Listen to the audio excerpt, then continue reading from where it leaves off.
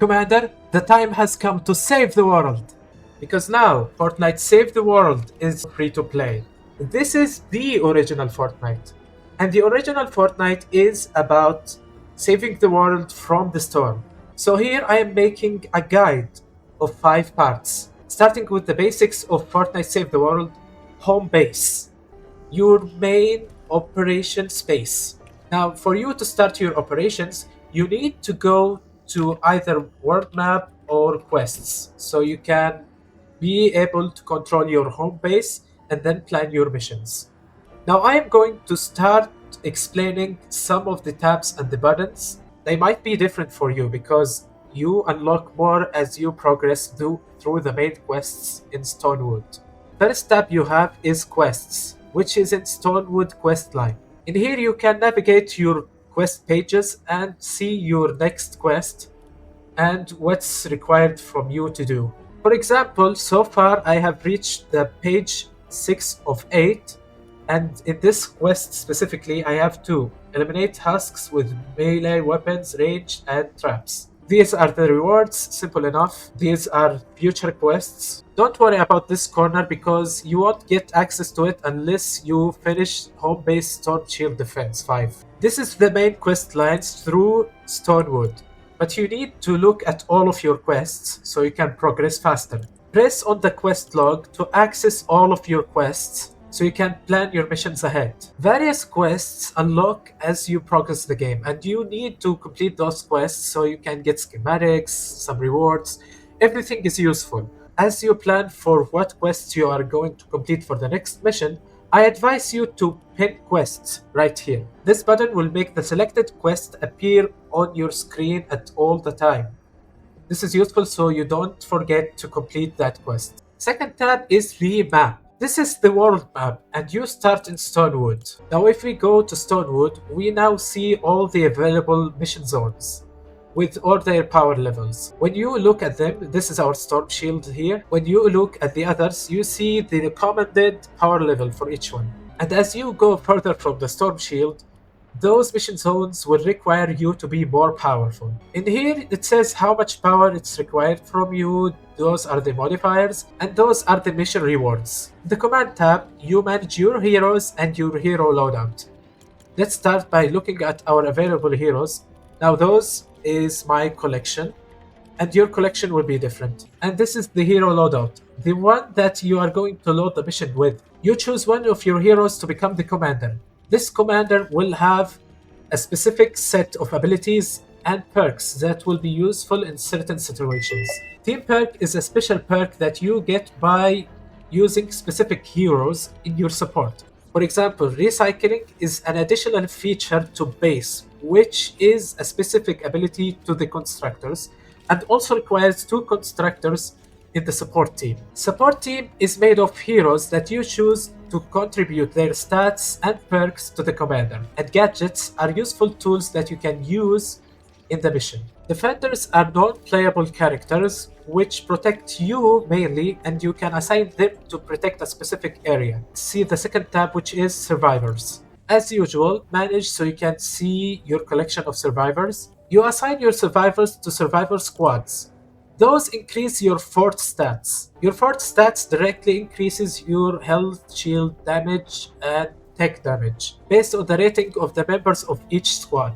Autofill is on by default, so don't mess with that until you get a lot of survivors to choose from. Next, we have Gadgets sub-tab. Here you only see when is the next gadget or stat increase going to unlock. And you unlock those by increasing your home base level, which is by completing your missions. In the Profile sub-tab, you can activate XP boosts to yourself or your teammates in order for you to level up faster. The collection book keeps a copy of each hero, trap, or schematic that you retire as you play, and gives you rewards in return. It can also be used to acquire heroes that you do not have at the moment. And lastly, there is the Defenders sub-tab. In here you find your collection of Defenders. In the Armory, you have schematics. Schematics are recipes for weapons and traps, so you can craft fresh ones with your own specific set of perks instead of having to find them in each mission. Now, a quick tip. The most important thing about schematics is having trap schematics. Those are needed because you need to craft a lot of good traps to be used in your missions. Unlike weapons, which can be collected from each mission and they will be good enough most of the time. Now to the backpack. Here you can see your ranged weapons and you can also craft a weapon according to your schematics. Those are your melee weapons and you can craft good ones using your own schematics. Here is your stock of ammo and you can craft more in advance. Here are your traps and you can craft more in advance using your own schematics. You can bulk craft using crafting options button and select how much you want to craft from each trap. Lastly, you have your crafting ingredients. Here you can see how much ingredients you have to craft your traps and weapons. Now it happens very often that you find weapons that you no longer want to use or they are too weak. The game will automatically sort all of your weapons and traps by their rating. So you can feel free and recycle the weapons down the list. And then you can use those ingredients in crafting your useful weapons and traps. And same goes for your traps as well. Later you will have storm shield storage, which is a space you can have to store other things out from your backpack. Now, in my opinion, the best use case for it is to store your materials because you can't hold more than 2,000 and you are going to need those materials when you try to build your forts in your storm shield. Next, we have the resources subtab. A lot of these resources are used to upgrade your heroes, defenders, schematics, and survivors, which you can hold as much as you want. You can come here and visit often to see which of these resources you need. And then we have the research subtab. After you finish a mission, Lars will be here to research one of the items that you find in the mission and then convert that item to an identical schematic so you can use it later to craft the same item again. Now, a quick advice here is you need to get a variety of traps. So after you finish missions, be sure to get a lot of traps, and from here you choose a good trap that you never had before and then convert it to a schematic so you can craft more of it later. And here is the exchange tab. Here you trade your X-ray tickets to llamas. In loot, you can spend your seasonal tickets to get the seasonal llama, or you can claim your mini reward llama that you can get from completing the missions and storm shield defenses. The items subtab will not unlock until you finish the 5th storm shield defense, but it's very easy to explain. You earn gold from your quests and missions, and then you come here to spend them in exchange for rare heroes, account resources, or upgrading materials. For example, this week has the Jabberwocky, which is a good weapon, so I'm going to buy this with some of my gold.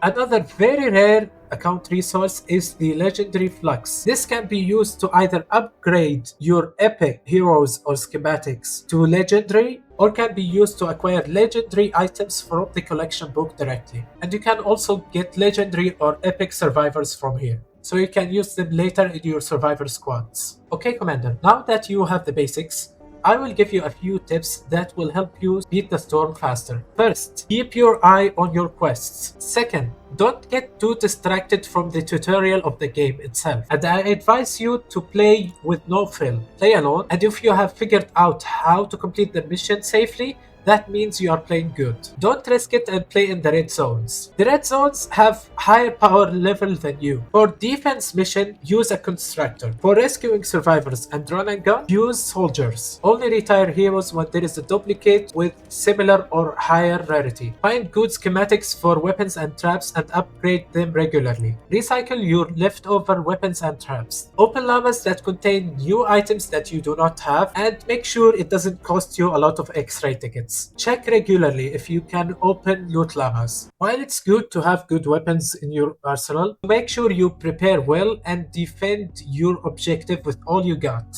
with upgraded builds and traps. The game has 4 hero types: constructors, soldiers, outlanders, ninjas. Constructors are good with heavy melee weapons and with structures by using their base ability, which reinforces your structures by adding armor stat to them. Soldiers class perks increases your ranged weapon damage. Outlanders can sniff the good loot containers, they can harvest faster with their pickaxes and can use anti-material charge to immediately harvest objects in front of them. Like soldiers, ninjas are good at dealing damage, with their class perks more focused on melee damage. Their health and shield might be low, but they can get in and out of fights with Mantis Sleep, which is double jump, and Shadow Stance, which makes them armored against attacks. Any hero will have 3 select abilities which help them in dealing damage or increases their chance of dealing damage. Don't forget to use those abilities while in game, because they can save you a lot of ammo. They only consume from your energy, which quickly charges up for free. Now, Commander,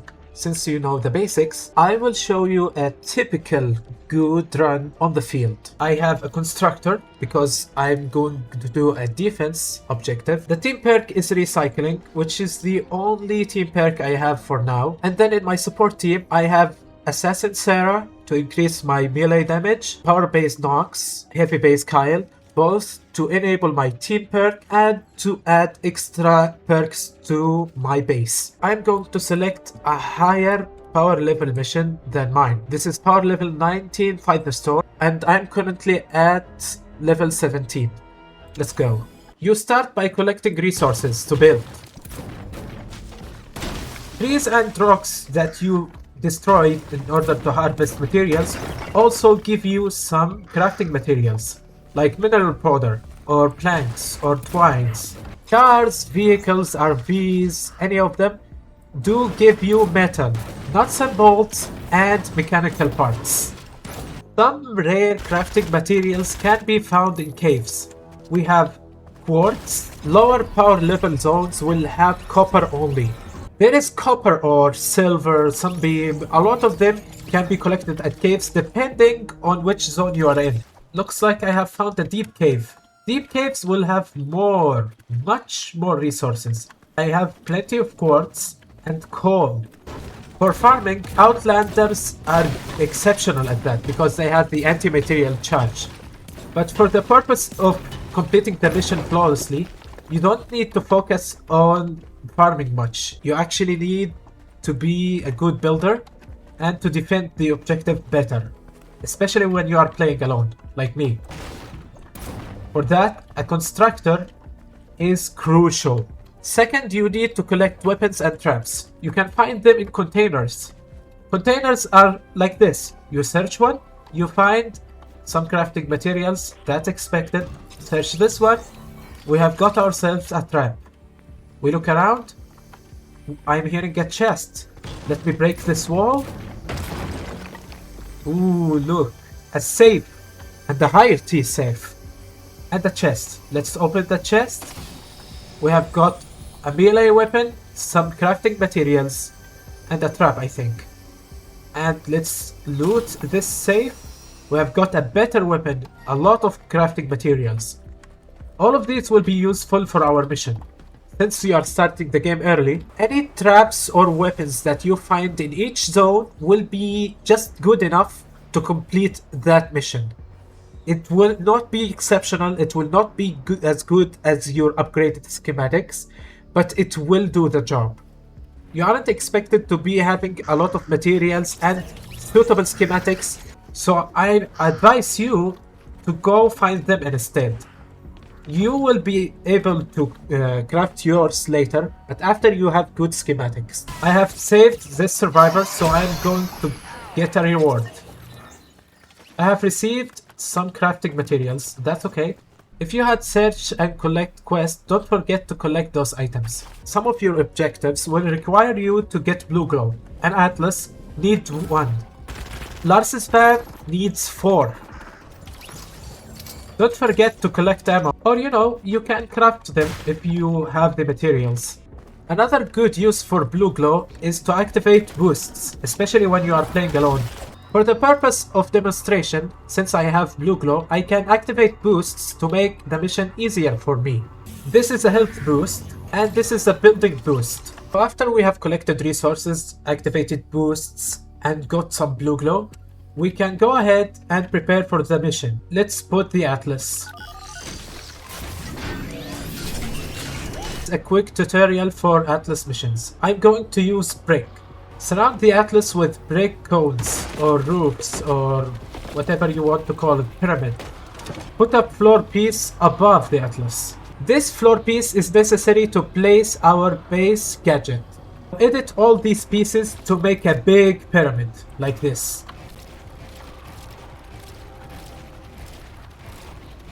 I don't want my builds to break easily, so I'm going to upgrade all of these to tier 2. I am a constructor and I can place base, so my builds have more health.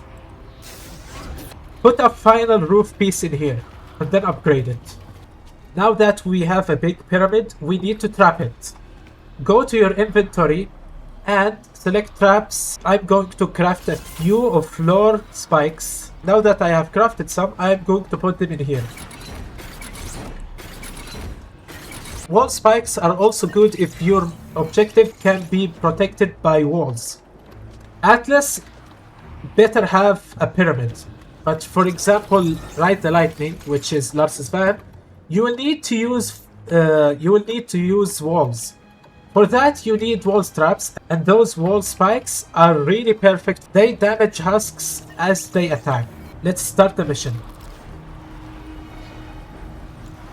We open the mission control and start objective with 1 blue glow. That's enough blue glow. You got this, Commander. We definitely got it, Ray. Consider it done. Those traps are going to do most of the work. If I had to use my weapons, I'm going to do that. Nicely done, Commander. See? Our build stands still with barely any damage. And that's it for the basics, Commander. In the second part of the Save the World guide, I'm going to give you instructions on how to progress fast and efficient through Stonewood. If you had any questions or you want to play with me, you can leave a comment with your epic name or your question, and I will be sure to help you as soon as I can. I hope to see you in Homebase.